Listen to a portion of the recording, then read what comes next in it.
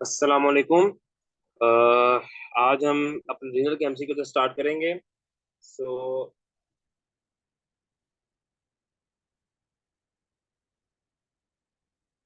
Question number one. A 46-year-old woman is hospitalized for recurrent renal colic. The patient has also had diffuse aches and pain and has a cancer disease. For which she takes Famotidine daily. Laboratory analysis show hypercalcemia and hypophosphatemia. What will be the next step of management? इस question में देखें। इस question में patient को बार बार renal colic की history है, जिसे पता लगता है पेशेंट को रिकरेंट स्टोन्स की हिस्ट्री है। रिकरेंट कॉलिक की वजह से। उसके बाद पेशेंट को पेप्टिक अल्सर डिजीज की भी हिस्ट्री है। पेप्टिक अल्सर डिजीज की भी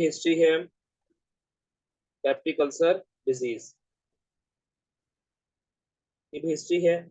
जब आपको एक पेशेंट में रिकरेंट स्टोन की हिस्ट्री मिली है, उसके बाद आप ये देखें कि पेशेंट को हाइपरकैल्सीमिया भी है और हाइपोफॉस्फाटीमिया भी है। पेशेंट को हाइपरकैल्सीमिया भी है और हाइपोफॉस्फाटीमिया भी है।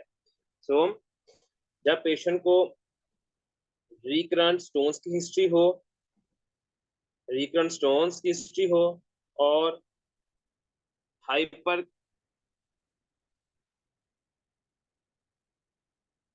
हाइपरकैल्सीमिया हो और हाइपोफॉस्फाटीमिया हो।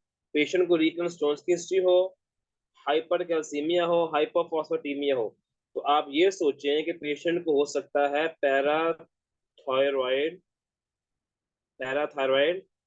हाइपरप्लेजिया, पैराथायरॉयड एडिनोमा या parathyroid carcinoma. A patient who presents with recurrent stones having history of hypercalcemia and hypophosphatemia always suspect patient might be suffering of parathyroid hyperplasia, parathyroid adenoma, parathyroid carcinoma. In all cases, इन सारे cases में हम सिर्फ एक काम करते हैं, हम parathyroid को रिमूव कर देते हैं। इन सारे केसेस में हम पैराथायरॉइड को रिमूव करते हैं। पेशेंट को हाइपरप्लेजिया हो, एडिनोमा हो, कार्सिनोमा हो, पैराथायरॉइड को उसमें रिमूव करते हैं। So answer will be Charlie.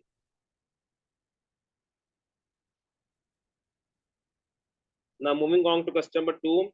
Question number two में देखें, a 70-year-old male comes to OPD with fever, cough and confusion. His blood pressure is 90/60 and respiratory rate is 30 per minute. Blood urine nitrogen is 11.4 milligram deciliter. Which of the following is least prognostic factor? Least prognosis factor का मतलब ये है कि जिसकी जो है prognosis में, जिसका जो है लीस्ट प्रोग्नोसिस है, मतलब ये the factor that have good prognosis, factor that have good prognosis, इसका मतलब ये है कि लीस्ट प्रोग्नोसिस फैक्टर मतलब ये है कि कौन सा फैक्टर है प्रोग्नोसिस गुड है। अब कर्व 65 को हम देखें कि कंफ्यूजन, पेशेंट को कंफ्यूजन है, सो इट खत्म। सीरम यूरिया 20 मिलीग्राम डेसीलीटर से कम हो लेकिन इसमें 9.4 है, मोबाइल कंसीडर इट। रेस्पायर ये 30 से ज्यादा और रेस्पायर 30 से 30 है, तो ये खजी भी हमारे पास खत्म हो गया। एंड ब्लड प्रेशर 90 60 से कम हो तो हमारे पास खत्म हो गया। इसका मतलब ये है कर्व 65 स्कोर में हमारे सारे पैरामीटर्स पूरे हो रहे हैं सिवाय चार्ली ऑप्शन के। तो Charlie has a good prognosis, तो answer will be Charlie. Question number three. A 30-year-old man presented to emergency department with severe colic, left flank pain of acute onset that radius to left groin. He also reported urinary frequency and urgency. Physical examination significant left-sided costovertebral angle tenderness. Urine dipstick is heme positive. Image relief, confident stones. He has what type of stones? सबसे पहले तो इस सवाल में मैं आपको बताना चलूं कि पेशेंट को यूटीआई की हिस्ट्री है। यूटीआई की हिस्ट्री वो कैसे है मैं बताता हूँ आपको। यूटीआई की हिस्ट्री में पेशेंट को आपके पास कोई पेशेंट आए, ठीक है, वो आपको हिस्ट्री दे कोस्टोवर्टिब्रल टेंडनेस की, कोस्टोवर्टिब्रल टेंडनेस की हिस्ट्री दे, यूरिनरी फ्रीक्वेंसी, अर्जेंसी, या बर्निंग मैच्योरेशन की हिस्ट्री दे, बर्निंग मैच्योरेशन की हिस्ट्री दे। उसके बाद आपको सुप्रा प्यूबिक पेन की हिस्ट्री दे, सुप्रा प्यूबिक पेन की हिस्ट्री दे, पेन की हिस्ट्री दे। और पेशेंट आपको जो है फीवर की हिस्ट्री दे, फीवर की हिस्ट्री दे। पेशेंट आपको फीवर की हिस्ट्री दे, कॉस्ट वर्टिब्रल एंगल टेंडनेस की हिस्ट्री दे, यूनिटी फ्रीक्वेंसी, जो अर्जेंसी और बर्निंग म्यूटेशन की हिस्ट्री दे, और सुप्रा पेन की हिस्ट्री दे। आप में सस्पेक्ट करना है पेशेंट को क्या है, यूटीआई। क्या सस्पेक्ट करना है पेशेंट को, क्या है, यूटीआई। सो पेशेंट को देखें कि लेफ्ट साइड फ्लैंक पेन की हिस्ट्री है, इसके बाद पेशेंट की कंट्री फ्रीक्वेंसी एमरजेंसी की हिस्ट्री है, लेफ्ट कॉस्ट साइड कॉस्ट टेंडनेस की हिस्ट्री है। तो पेशेंट का मतलब है कि पेशेंट को क्या है, यूटीआई। पेशेंट को क्या है, यूटीआई।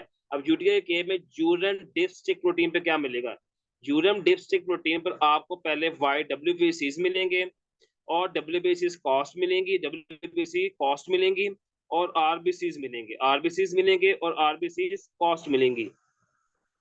ये चार चीजें आपको जो है ना वो मिलेंगी यूरिन डिस्ट्रिक्ट के ऊपर। WBC cost, RBC RBC cost, चार चीजें जो है आपको यूरिन डिस्ट्रिक्ट प्रोटीन मिलेंगी। लेकिन दो चीजें जो है बहुत इंपॉर्टेंट है। डब्ल्यूबीसी और डब्ल्यू कॉस्ट आए तब भी हम पेशेंट को यूटीआई लेबल करते हैं यूरिन डिस्ट्रिक्ट के ऊपर। जब डब्ल्यूबीसी और डब्ल्यूबीसी कॉस्ट आए तब भी हम पेशेंट को यूटीआई लेबल करते हैं। ठीक है। अब पेशेंट को है हमारे पास यूटीआई, यूटीआई पेशेंट को कंफर्म हो गया है। ऐसा कौन सा स्टोन है जो रिकरेंट यूटीआई से बनता है, ऐसा कौन सा स्टोन है जो रिकरेंट यूटीआई से बनता है। हमारे पास एक स्टोन है, उसको हम कहते हैं स्टूवाइट स्टोन, स्टूवाइट स्टोन। उसको हम ये भी कहते हैं magnesium ammonium phosphate stone, magnesium ammonium phosphate stone, struvite stone. इसका कौन नाम भी है, स्टैगहॉर्न कैलिकुलस, स्टैगहॉर्न कैलिकुलस। एक ही चीज के तीन नाम है। इसको हम स्टूवर्ट स्टोन्स भी कहते हैं, मैग्नीशियम अमोनियम फॉस्फेट स्टोन्स भी कहते हैं, उसको स्टैगहॉर्न कैलिकुलस भी कहते हैं। जो कि इसकी हिस्ट्री में रिकरेंट यूटीएस हिस्ट्री हो तो उस केस में हमारे पास ये बनते हैं। ठीक है। और उसके बाद हमारे पास अगर हम इमेजिंग करें तो हमें इसके ऊपर कॉफिड लिड स्टोन्स मिलते हैं स्टूवर्ट स्टोन्स के केसेस में। So, a patient with recurrent UTI and coffee lid stones,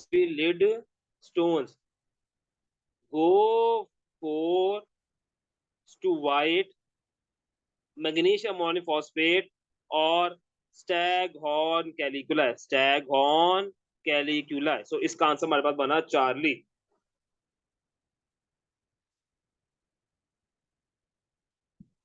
Question number 4. A lady took antibiotic for bacterial infection after develop a rash and muscle ache. His creatinine levels are high. Urine analysis show eosinophilia. What is your diagnosis? अगर आपके पास कोई patient आए और वो कहे कि उसने पहले जो है कोई एंटीबायोटिक ली है, एनसेड ली है, डायबियोटिक ली है, आलोपिरिनॉल ली है, टीपीआई ली है, फिनाइटोन ली है, और क्यूनोलोन ली है। पेशेंट आपके पास आए वो कहे कि मैंने कोई एंटीबायोटिक ली है, एनसेड ली है, डायबियोटिक ली है, एलोपिरिनॉल ली है, प्रोटोन पर मिडिपिटल लिया है कोई, और फिनाइटोन या क्यूनोलॉन्स ली है। और बाद पेशेंट को जो है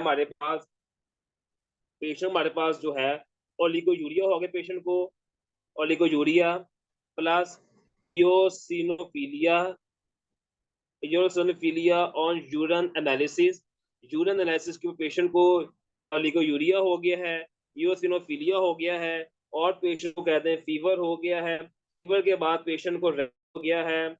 ये सारी चीजें हों तो आपका जो डायग्नोसिस बनता है इंटरस्टिशियल नेफ्राइटिस। एक चीज जो कि कैरेक्टरिस्टिक है इंटरस्टिशियल नेफ्राइटिस के लिए वो हमारे पास होता है इयोसिनोफिलिया, इयोसिनोफिलिया ऑन यूरिन। यूरिन के अंदर अगर इयोसिनोफिल्स आ जाएं, यूरिन के अंदर अगर इयोसिनोफिल्स आ जाएं, आपने हमेशा इंटरस्टिशियल नेफ्राइटिस को सोचना है। यूरिन के अंदर अगर इयोसिनोफिल्स आ जाएं, आपने हमेशा इंटरस्टिशियल नेफ्राइटिस को सोचना है। बाकी हिस्ट्री में इसमें कोई ड्रग टेक हिस्ट्री होगी, कोई फीवर होगी, कोई रैश की हिस्ट्री होगी और patient will have oliguric, so go for interstitial nephritis. Question number 5। Question 5 में देखें, आप 3-year-old child present with hematuria, high BP and periorbital edema. He was treated for sore throat 10 days ago. Urinalysis did RBCs, what is your diagnosis? जब भी आपके पास कोई भी बच्चा आपके पास आए, 10 दिन से पहले पेशेंट को सोर थ्रोट हो, 2 वीक्स तक पेशेंट को सोर थ्रोट की पेशेंट को हिस्ट्री हो, सोर थ्रोट की हिस्ट्री हो, या कोई स्किन इन्फेक्शन की हिस्ट्री हो, सोर सोर थ्रोट या कोई स्किन इन्फेक्शन की हिस्ट्री हो, उसके बाद पेशेंट को जो है पेरी ऑर्बिटल एडिमा हो, हाइपरटेंशन हो, पेशेंट को सोर थ्रोट की हिस्ट्री हो, स्किन इन्फेक्शन हो, पेरिऑर्बिटल एडिमा हो, हाइपरटेंशन हो, और आप अगर उसके यूरिन एनालिसिस कराएं, आपको मिले आरबीसीज कॉस्ट मिले आपको, आरबीसीज नहीं आरबीसी कॉस्ट, ये दोनों फर्क है, आरबीसीज नहीं आरबीसी कॉस्ट मिले आपको, पेशेंट में सोर थ्रोट की हिस्ट्री हो, स्किन इन्फेक्शन की हिस्ट्री हो, पेरियोबैटल एडिमा डेवलप हो, हाइपरटेंशन डेवलप हो, आरबीसी कॉस्ट नजर आए, और पेशेंट जो है वो ओलिगोयूरिक हो, पेशेंट क्या हो, ओलिगोयूरिक हो, तो आपका जो डायग्नोसिस बनना चाहिए पोस्ट स्ट्रेप्टोकोकल ग्लोमेरुलो नेफ्राइटिस। इसके अंदर एक चीज जो इस सवाल मेंशन नहीं है, वो उसमें आता है रेड कलर्ड या और Cola coloured urine, red colour और कोला कलर्ड यूरिन, पेशेंट को होगा रेड कलर और कोला कलर यूरिन, पेशेंट को क्या होगा, इसमें सवाल मेंशन नहीं है, पेशेंट को red colour cola colour urine भी होगा इसके अंदर।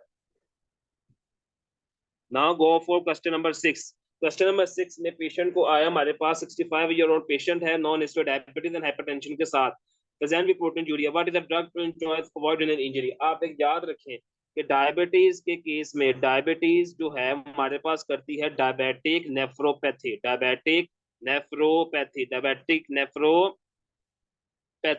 डायबिटीज करती है हमारे पास डायबिटिक नेफ्रोपैथी को प्रोग्रेस करने के लिए, डायबिटिक नेफ्रोपैथी को प्रोग्रेस करने से रोकने के लिए, तो डिक्रीज इस प्रोग्रेस वी गेव एस और आर्स, ये बात याद रख रहे हैं कि डायबिटीज करती है डायबिटिक नेफ्रोपैथी, और डायबिटिक नेफ्रोपैथी के प्रोग्रेशन को रोकने के लिए हम देते हैं एस और आर्स, ठीक है, तो इसका हमारे पास बनता है एस इनहिबिटर्स। एक मैं लाइन यहाँ पर लिख देता हूँ, and ARs prevent progression of diabetic nephropathy। तो आपने इसको जो है वो ये स्टार्ट करें, इसका आंसर बना हमारे पास अल्फा। क्वेश्चन नंबर 7 में गलती है, इसको छोड़ दें। क्वेश्चन नंबर 8 में हमारे पास 50-year-old male smoker presented with pain in abdomen examination, a right kidney mass with enlarged lymph node in hilum is found, what is your diagnosis। ठीक है, इसमें आप देखें एक पेशेंट हमारे पास आए, उसको स्मोकिंग की हिस्ट्री हो,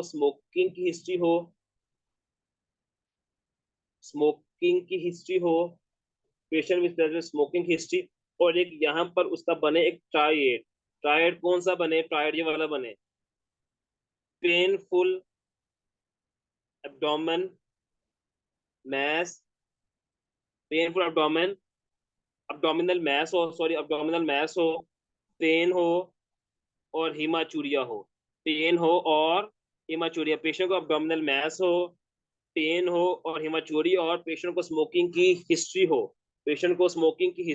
एब्डोमिनल मास हो, एब्डोमिनल मास हो, हीमाचूरिया हो, और पेशेंट को पेन हो। उसके बाद आपको जो है वो अगर लिम्फ नोड्स जो है वो अजाफी चीज है, लिम्फ नोड्स के अजाफी, आपका जो डायग्नोसिस बनना चाहिए renal cell carcinoma. Repeating patient को स्मोकिंग की हिस्ट्री हो, एब्डोमिनल मास हो, हिमाचूरिया हो और पेन हो। अब्डोमिनल मास कैरेक्टरिस्टिक कौन सा? फ्लैंक मास, फ्लैंक के अंदर, अब्डोमेन के अंदर फ्लैंक में आपको जो मास है वो फील हो। Smoking history, flank abdominal mass, haematuria and pain, always go for renal cell carcinoma. Answer बना इसका Charlie. What should be treatment in the above patient? एक दो चीज, आरसीसी के ट्रीटमेंट से दो चीज याद रखने।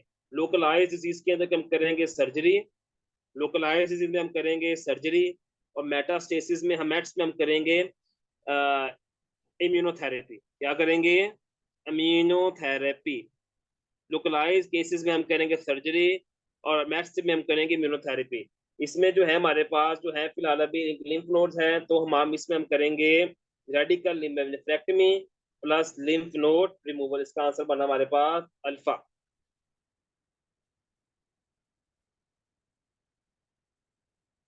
अब क्वेश्चन नंबर 10, क्वेश्चन नंबर 10 हमारे पास है 52-year-old फैक्ट्री वर्कर, गलती है ठीक कर लें, 52-year-old factory worker passes a few drops of blood at the end of maturation.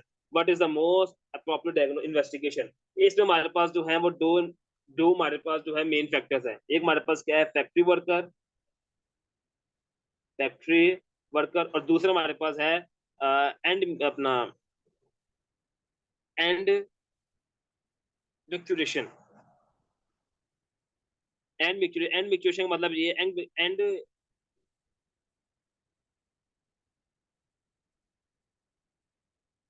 Sorry sorry, and micturition नहीं है, एक मैं दम थी मुझे भूल गई है वो, आप जिन इसको बताइए, उसको हम कहते हैं terminal haematuria. Terminal haematuria, patient having patient is factory worker and patient having terminal haematuria. Terminal haematuria का मतलब ये है blood in urine, blood in urine at the end of maturation, at the end of maturation, at the end of maturation को हम कहते हैं terminal haematuria. Patient having factory workers having terminal haematuria. ठीक है, फैक्ट्री वर्कर में हम याद के पेशेंट को क्या एक्सपोज होता है? नाइट्रोसामाइंस। पेशेंट को एक्सपोज हो सकता है nitrosamines. Patient having exposure nitrosamines and patient having exposure terminal haematuria go for bladder cell carcinoma, bladder cell carcinoma या ट्रांजिशनल कार्सिनोमा भी कहते हैं, bladder carcinoma, bladder carcinoma. And to visualise bladder carcinoma we will go for cystoscopy, cystoscopy. Patient having history of factory worker and having exposure nitrosamine and have a terminal hematuria go for bladder carcinoma. In bladder carcinoma we always go for cystoscopy. So answer is beta.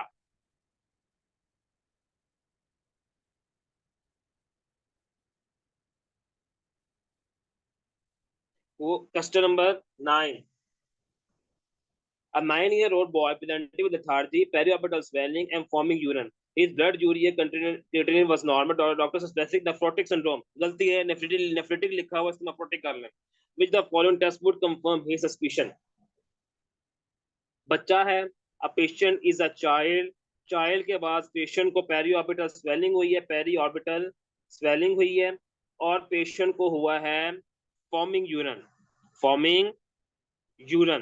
ठीक है, आप जब भी देखें patient को पहले कोई 4 eyes हो, आइज का मतलब क्या है? हो सकता है idiopathic, idiopathic, inflammatory, inflammatory, infection, infection, और इम्यूनाइजेशन, और इम्यूनाइजेशन। किसी भी बच्चे के अंदर इंफ्लामेशन हो, कोई इन्फेक्शन हो, क्या इम्यूनाइजेशन या इडियोपैथी भी हो सकता है, और पेशेंट प्रेजेंट करेगा पास पेरी ऑर्बिटल स्वेलिंग के साथ और फॉर्मिंग यूरिन के साथ। एंड ऑन इन्वेस्टिगेशंस पर उसके क्रिएटिनिन लेवल्स क्या आए आपके पास? Normal. Go for minimal change disease, minimal change disease, minimal change disease. Patient having periorbital, patient having idiopathic or inflammation or infection or having immunization, having periorbital swelling and forming urine, and on investigation creatinine is normal, go for MCD। एम्प्लीकेशन का suspect हो गया। अब MCD के पास ये होता है कि इन MCD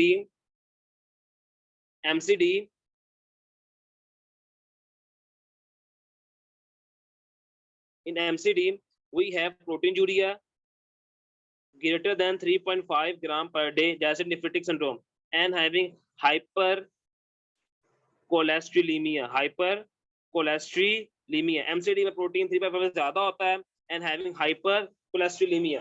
So in that case we having protein in urine and cholesterol in blood, so answer is beta. Answer is beta. Now go for question number 10. A 63-year-old man presented with a 10-day history of pain in both loins. Urine output of 555 milligram per day. On examination, he is anemic and has some tenderness in both loins. No swelling is present, hypogastrium. What is the most investigation for diagnosis? आप जब भी देख लें, आपको कोई groin का मसला हो, कोई किडनी का जो भी इश्यू आ जाए, किडनी का जो भी इश्यू आपको आ जाए, किडनी स्टोन्स का किडनी स्टोन्स की जो कैरेक्टरिस्टिक पेन होती है वो होती है pain in groin and lion, groin and lion. आपको कोई भी मतलब आ जाए किडनी का, किडनी स्टोन्स का, आपकी पहली इन्वेस्टिगेशन पता क्या होगी? Urine analysis. फर्स्ट इन्वेस्टिगेशन और जो always be first investigation always be urine analysis. Second investigation जो विल बी अल्ट्रासाउंड, अल्ट्रासाउंड। जब भी कोई किडनी का मसला आ जाए, आपकी जो पहली इन्वेस्टिगेशन होनी चाहिए है वो होनी चाहिए यूरिन एनालिसिस और दूसरी होनी चाहिए यूरिन अल्ट्रासाउंड। क्योंकि इसमें यूरिन एनालिसिस नहीं है, we will go for ultrasound examination. Answer is Charlie. During summer, in a fasting man, the urine become concentrated because of secretion of EDH. Everyone knows कि जब इन समर के अंदर sweating ज्यादा होती है, volume कम होता है। जब वॉल्यूम कम होता है तो ऑस्मोलैरिटी क्या होती है? ज्यादा। ऑस्मोलैरिटी ज्यादा होती है तो एडीएच गिर होता है, एडीएच जो है कंसंट्रेटेड यूरिन करता है। समर के अंदर सबको पता है कि हमारे पास जो है ना स्वेटिंग होती है, स्वेटिंग से हमारी बॉडी की वॉल्यूम कम हो जाता है। बॉडी की वॉल्यूम कम होगा तो सोडियम की कंसंट्रेशन जो है बॉडी में भर जाएगी। सोडियम की जो कंसंट्रेशन ज्यादा होगी उससे क्या होगी? ऑस्मोलैरिटी जो होगी वो भर जाएगी। ऑस्मोलैरिटी बढ़ने की वजह से हमारा जो ईडीएच जो है वो सेक्रेट होगा। ईडीएच जो है हमारे पास वो है कंसंट्रेटेड यूरिन बनाता है, कंसंट्रेटेड यूरिन बनाता है। So our option will be Charlie. Question 14 में गलती है, उसको छोड़ दें। Now move on to question number 15. In question 15, water has a very important role in the regulation of several functions of human body. So nature has made the system of keeping water in the body as much as required for good health. Most of the water is absorbed in which part of loop of Henle? इस पूरे सवाल में ये कुछ भी नहीं है। यहाँ तक हमारा जो क्वेश्चन सिस्टम शुरू होता है ये वाला, most of the water is absorbed which part of loop of Henle. Loop of Henle का ये है कि ये हमारे पास जो है वो नेफ्रॉन है, ये हमारे पास पीसीटी है, ये हमारे पास पीसीटी है, ये हमारे पास जो है ना लूप ऑफ हेनले स्टार्ट हो गई यहाँ से। ये हमारे पास जो है डीसीटी है, फिर ये हमारे पास कलेक्टिंग डक्ट है, ये हमारे पास जो है ना पीसीटी स्टार्ट हो गई है। ठीक है, ये हमारे पास जो है डिसेंडिंग लिम्ब है, ये हमारे पास क्या है? असेंडिंग लिम्ब है। ठीक है, जो असेंडिंग लिम्ब है वो it is impermeable to water, impermeable to water. Ascending limb is impermeable to water, so most of the absorption in loop of Henle go for descending limb, go for descending limb. Ascending limb is impermeable to water, so more absorption of water is descending through descending limb. So answer भी beta. इस गलत answer लगा हुआ है, आप इसका answer beta करें, ये गलत आंसर लगा हुआ। नेक्स्ट क्वेश्चन, क्वेश्चन नंबर 16 गलत है, उसको आप छोड़ दें। Now go for question number 17. A 20-year-old man presents with hemoptysis, cough, and dyspnea. He say he was suffering for influenza virus 2 months ago, which settled within a few days, but later he developed these symptoms. He also has decreased output with hematuria from last 3 days, which lab in finding is for his disease. एक बात आप याद रखें हमेशा, जब भी हमारा कोई पेशेंट आपके पास आए प्रियर इन्फेक्शन के साथ, प्रियर वायरल इन्फेक्शन के साथ, प्रियर वायरल इन्फेक्शन आपके पास पेशेंट हमारे पास आए प्रियर वायरल इन्फेक्शन के साथ, उसके बाद पेशेंट को डेवलप हो जाए हमारे पास haemoptysis, haemoptysis and haematuria, haemoptysis and haematuria. Patient को पहले हमारे पास हो वायरल इन्फेक्शन की हिस्ट्री हो, उसके बाद पेशेंट डेवलप हो haemoptysis, haematuria. Go for good pastor syndrome, go for good pastor syndrome. और गुड पास्टर सिंड्रोम में जो हमारे पास जो है वो एंटीबॉडीज बनती हैं, वो बनती हैं anti GBM, good pastor syndrome antibodies. इसलिए एंटीबॉडीज बनती है हमारे पास बेसमेंट मेम्ब्रेन के खिलाफ, बेसमेंट मेम्ब्रेन के खिलाफ। जब भी आपके पास जो है वायरल इन्फेक्शन की हिस्ट्री हो, उसके बाद पेशेंट को हेमाचूरिया हो, हेमोप्टिसिस हो, सस्पेक्ट पेशेंट क्या है, Goodpasture no, Goodpasture बनती है एंटी-जीबीएम एंटीबॉडी, और एंटी-जीबीएम एंटीबॉडी होती है बेसमेंट मेम्ब्रेन के खिलाफ। So our answer will be alpha, anti GBM antibodies. Now go for question number 18.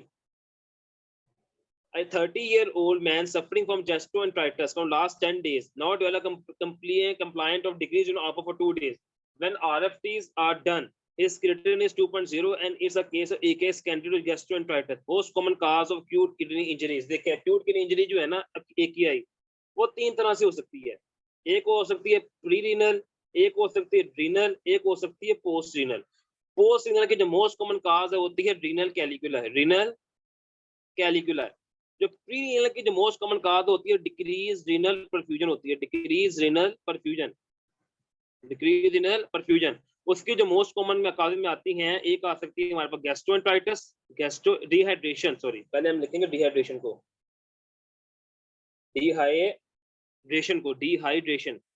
हमारे पास एक क्या है कि तीन कॉज होती है, एक होती है प्री रीनल, एक होती है रीनल, एक होती है पोस्ट रीनल। पोस्ट रीनल की जो होती है रीनल कैलिकुलर, प्री रीनल हमारे पास होती है decrease renal perfusion, decrease renal हमारे पास आती है dehydration, cardiac failure, liver cirrhosis etcetera. Dehydration जो हमारे पास होती है, डिहाइड्रेशन की कॉजेज हमारे पास गैस्ट्रोएंटेराइटिस भी आता है, गैस्ट्रोएंटेराइटिस भी आता है। और गैस्ट्रोएंटेराइटिस आता है तो इसका हमारे पास क्या आंसर बना है, डिक्रीज रीनल परफ्यूजन। एक है कि इससे प्री रीनल हो सकती है, रीनल हो सकती है, पोस्ट रीनल हो सकती है। पोस्ट रीनल हमारे पास आती है रीनल कैलिकुलर, और प्री रीनल हमारे पास आती है decrease renal perfusion. Decrease renal perfusion तो सबसे मेजर कॉज है dehydration, cardiac failure and liver cirrhosis. और डिहाइड्रेशन जो है हमारे पास करता है गैस्ट्रोएंटेराइटिस, उसका आंसर हमारे पास बना alpha, decrease renal perfusion. Go for question number 19. A female presented with unilateral flank tenderness, colic abdominal pain radiating to groin, hematuria, radio opaque coffin crystal stone diagnosis. What is most common composition? ये पहले भी discuss कर चुके हैं कि हम patient को कोई पहले देखें, पेशेंट को यूटीआई की हिस्ट्री है, यूटीआई की हिस्ट्री है, उसके बाद पेशेंट को जो है हमारे पास कॉफिनेट स्टोन्स बने हैं, कॉफिनेट स्टोन्स का आंसर हमारे पास क्या बना है, स्टूवर्ट स्टोन। स्टूवर्ट स्टोन्स को हम स्टैग ऑन कैलिकुला भी कहते हैं, अमोनियम मैग्नीशियम फॉस्फेट स्टोन्स भी कहते हैं। तो इसका हमारे पास बना Charlie.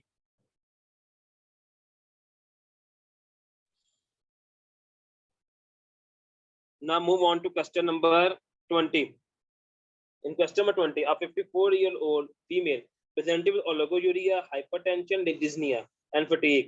On examination, BP was raised. There is decrease in output. Lab shows increase in blood urea and serum creatinine. On repeated ABG, there is severe persistent hyperkalemia, not respond to conservative management. It was diagnosed as a case of acute kidney injury, and the dialysis was done. What is the indication of dialysis in acute kidney injury? इसका हमारे पास जो नॉनिक है वो याद रखने में भी लिखा हुआ है AEIOU।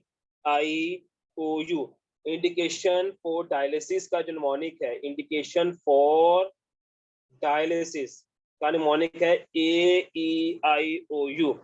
ए से मुराद एसिडोसिस, ए से मुराद इलेक्ट्रोलाइट एब्नॉर्मैलिटीज, इलेक्ट्रोलाइट में कौन सी आती है जी, पोटाशियम, पोटाशियम, पोटाशियम हो, एब्नॉर्मैलिटी हो। उसके बाद आई से हमारे पास आती है इंटॉक्सिकेशन,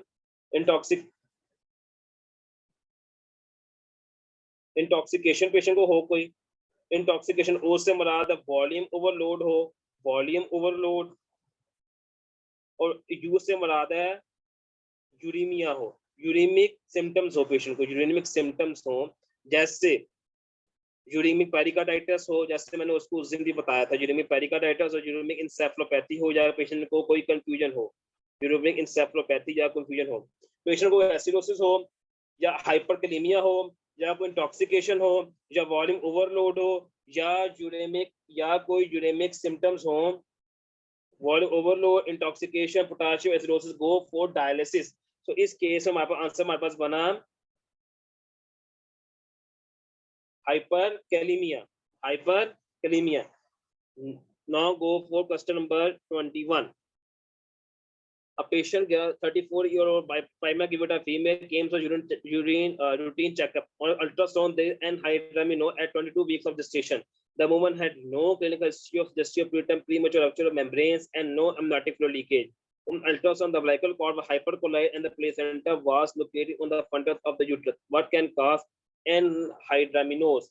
एनहाइड्रामिनोज की जो एनहाइड्रामिनोज का मतलब ये है कि एमनियोटिक फ्लूइड जो है प्रोड्यूस ही नहीं हो रहा, नो एमनियोटिक फ्लूइड प्रोड्यूसिंग, ठीक है, नो एमनियोटिक फ्लूइड।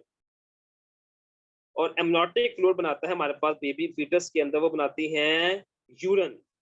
किससे बनता है एमनियोटिक फ्लूइड? बनता है फीटस में यूरिन से, और यूरिन जो है वो बनाती है किडनीज, और जब किडनीज ही एब्सेंट नहीं होंगी एब्सेंट किडनीज होंगी तो हमारे पास एमनियोटिक फ्लूइड नहीं बनेगा, नो एमनियोटिक फ्लूइड। मैंने कहा कि फीटस में एमनियोटिक फ्लूइड बनाता है यूरिन, और यूरिन बनता है किडनीज के साथ। अगर किडनीज नहीं बनेगी तो they will no amniotic fluid and they will be anhydramnios. So इस answer will be renal agenesis.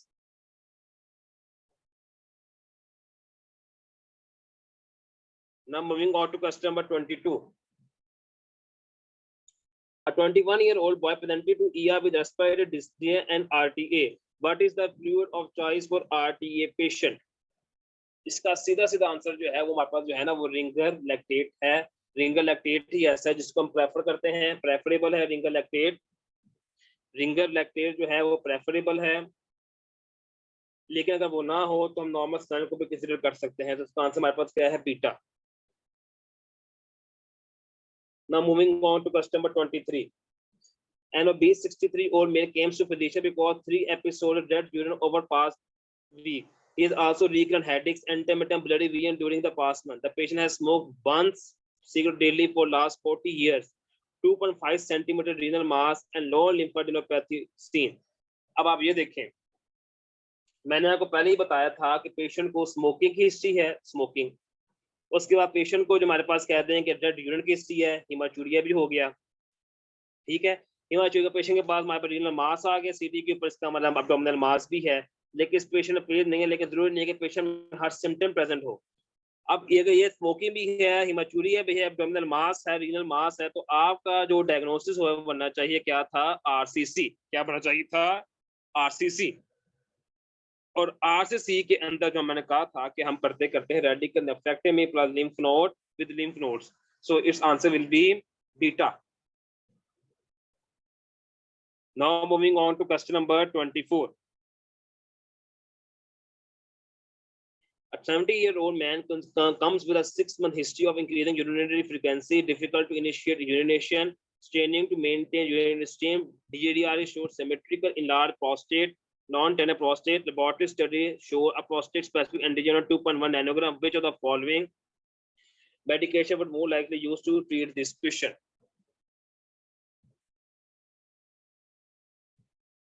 आपके पास एक पेशेंट आए, वो हो ओल्ड एज मेल, वो प्रेजेंट कंप्लेन करे difficult to initiate urine, difficulty in to initiate urine. Patient को पेशाब शुरू करने में तकलीफ होती है, उसकी जो यूरिन स्ट्रीम है, यूरिन स्ट्रीम, जब पेशेंट पेशाब करता है उसको जो स्ट्रीम बनती है वो कम होती है, डिक्रीज यूरिन स्ट्रीम। और उसके बाद पेशेंट के नॉक्चूरिया का मतलब ये है कि पेशेंट को रात बार बार पेशाब आता है।